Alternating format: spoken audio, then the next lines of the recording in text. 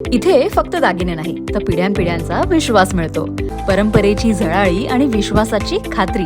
Kailas अडगावकर jewellers, Datta मंदिर bus stop, Nashik road. खरं तर सर्वप्रथम खास करून आपल्या आणि सर्व प्रिंट मीडिया पत्रकारांचा मी आभार मानतो की नाशिक शहरामध्ये जी काही परिस्थिती आता निर्माण झालेली आहे, खऱ्या अर्थानं आपण ते लोकांसमोर आणताय. आणि 6 लोकांचा मृत्यू या शहरामध्ये आपण बघितलेला आहे.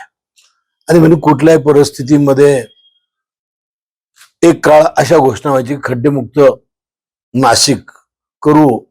हे नाशिक आदरणीय मुख्यमंत्र्यांनी दत्तक घेतलं होतं. आज त्या नाशिकची अवस्था अतिशय वाईट झालेली आहे. आणि म्हणून परवा आमचे गटनेते केशव पोरजे हे जेव्हा मुंबईला आदरणीय संजय राऊत साहेबांना हा संपूर्ण शहराचा अहवाल देत असताना आदरणीय संजय राऊतांनी सांगितलं की कुठल्याही परिस्थितीमध्ये नाशिक शहरामध्ये प्रचंड असं मोठं आंदोलन आपण करू, एक मोर्चा काढू. आणि त्यानंतर काल आदरणीय मेर्लेकर साहेब आले, नाशिक शहरातले सर्व नगरसेवक, सगळे पदाधिकारी आम्ही सर्व एकत्र बसलो आणि त्या ठिकाणी 17 तारखेचा मोर्चा हा आपण तर काढणार आहोत, परंतु याच्यामध्ये सर्वसामान्य लोक देखील सहभागी झाले पाहिजे या दृष्टिकोनातून त्याचं नियोजन आता चालू आहे. आणि उद्या आदरणीय युवासेना प्रमुख, शिवसेनेचे नेते माननीय आमदार आदित्य साहेब ठाकरे हे देखील या शहरामध्ये येत आहे. आणि ते केवळ जे काही वर्तमानपत्रामध्ये आपण तुम्ही बातम्या लावता ते बघताय की नाशिकची अवस्था अतिशय वाईट आहे. कुंभमेळा येतो आहे आणि या कुंभमेळ्याच्या निमित्तानं अतिशय या शहराची अवस्था वाईट झालेली आहे. 6 लोक मृत्युमुखी पडलेले आहे. म्हणून स्वतः आदित्य साहेब उद्या येत आहे. ते या शहरातली खड्ड्यांची पाहणी करणार आहेत.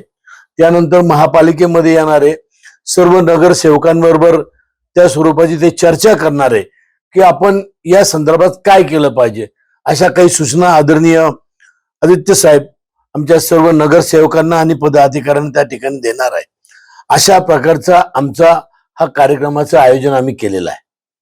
17 तारखेला माननीय आमचे नेते खासदार संजयजी राऊत साहेब यांच्या आदेशाने, त्यांच्या मार्गदर्शनाखाली जे भव्य दिव्य मोर्चा हा संपूर्ण नाशिककरांना घेऊन, तुम्ही बघितलं असेल वारंवार ज्या वेळेस सर्व नगरसेवकांनी मिळून महासभेत असेल, नाशिक महापालिकेत आंदोलन केलं, तर आम्ही एकच इशारा दिला होता की तुम्ही दोषींवरती कारवाई करा, नाही तर खुर्च्या खाली करा.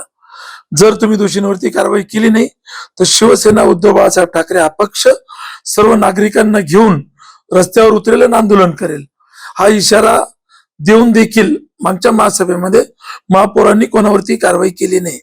महापौरांनी ते म्हणते ना, बळीचा बकरा हा एम एन जैलला बनवलं. काही गरज नसताना एम एन जैलवरती कारवाई दाखवली, जी महापौरांच्या अधिकारात देखील येत नाही. तुम्ही बघू शकता सर्वजण नाशिकमध्ये ज्या ठिकाणी एम एन जैलने खोदलंय त्या रस्त्याच्या कडेला खोदलं जातं. आणि जे मध्ये रस्त्याच्या मध्ये खड्डे पडले, हे सगळं खोदकाम जे कोणी केलं असेल ते नाशिक महानगरपालिकेने केलं आहे. यांनी मुख्यमंत्र्यांची देखील दिशाभूल केली. यांनी मुख्यमंत्र्यांना देखील चुकीचा मेसेज दिलाय, महापौर असेल, आयुक्त असेल. म्हणून आम्ही जो इशारा दिला होता त्यानंतर राऊत साहेबांनी आम्हाला मुंबईला बोलून घेतलं आणि सांगितलं की तुम्ही जोरदार मोर्चाची तयारी करा, संघटना रस्त्यावरती उतरेल. आणि त्यानुसार काल आमचे संपर्क उपनेते रवींद्रजी मिर्लेकर साहेब, आमचे शिवसेनेचे उपनेते दत्ताजी नाना गायकवाड, आमचे जिल्हा प्रमुख डी जी भाऊ सूर्यवंशी आणि महानगर प्रमुख प्रथमेशजी गीते या सर्वांच्या मार्गदर्शनाखाली एक शालिमार कार्यालय येथे सर्व नाशिक शहराचे पदाधिकाऱ्यांची बैठक झाली.